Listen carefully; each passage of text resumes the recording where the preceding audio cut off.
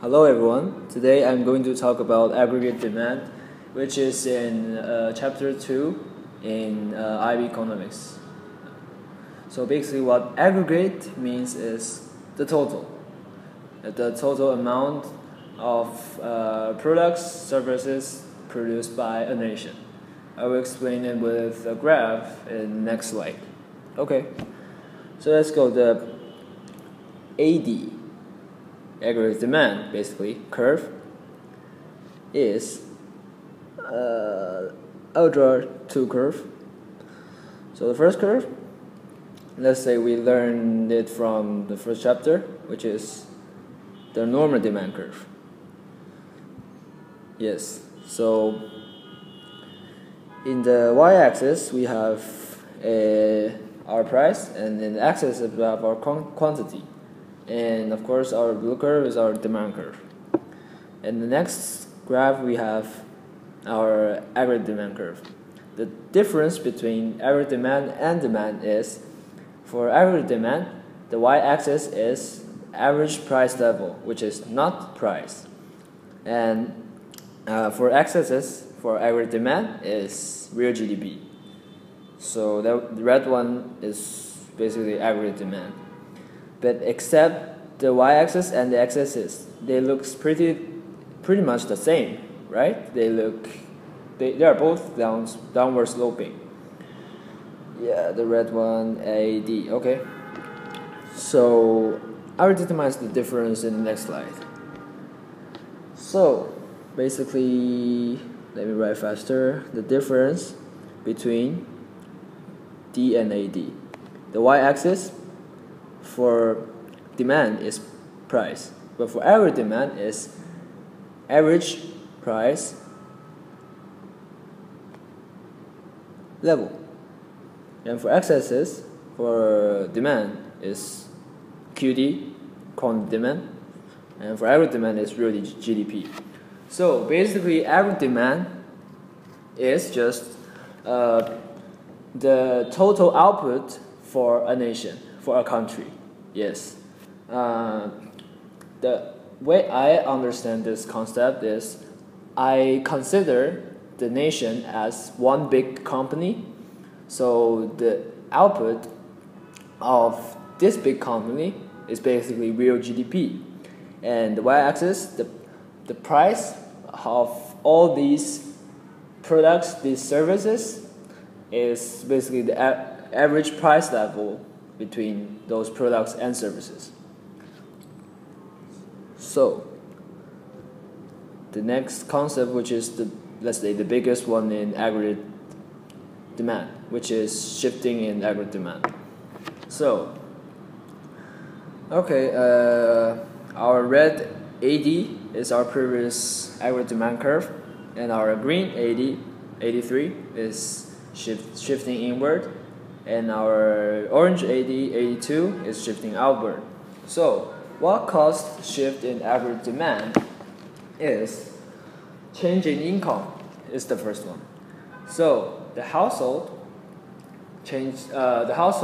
get more incomes, so eventually they are going to purchase more, they are going to spend more money buying the products, buying the services that provided by the firms, basically totally by the nation. So the curve will likely going to shift from 80 to 82, which is the red, to the orange. On the other hand, when the incomes decrease, consumers, basically in the perspective of nation, the household doesn't have that much income. They are not willing, they are not likely going to spend on products and services than before. So basically the shift will be 80 to 83, which is red to green. Okay, so the next concept is change in interest rate. How is change in interest rate going to affect on 80? Is when the interest rate is higher, which means when you borrow money, you have to borrow money from the bank. You have to pay more pay more than before back to the bank. So this will affect the consumer, basically the household. For example, I want to buy a house and I don't have enough money in the moment. Most of people, just like I will do, is borrow money from the bank. But if the interest rate is really high, then I will have to pay way more than the money I borrow. So I will just less likely going to buy the house.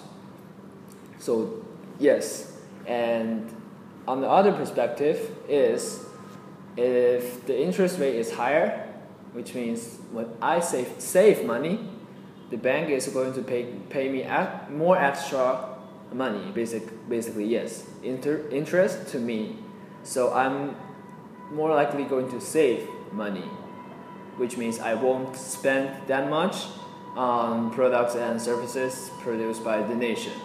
So basically saving money is known as leakage, and not borrowing that much money to purchase is of course shifting inward for the 80, which is 80 to 83, red to green, yes.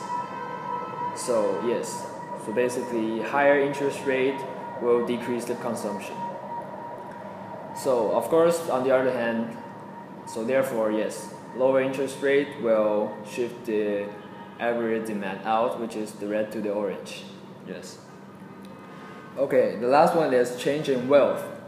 So we have to understand that wealth and income is totally different things. Income is basically the money from working, that the money earned from let's say going out for working. That's, let's say, for teachers teaching, is the income you earn. But for wealth, it doesn't only include income, it includes your physical assets. For example, your house.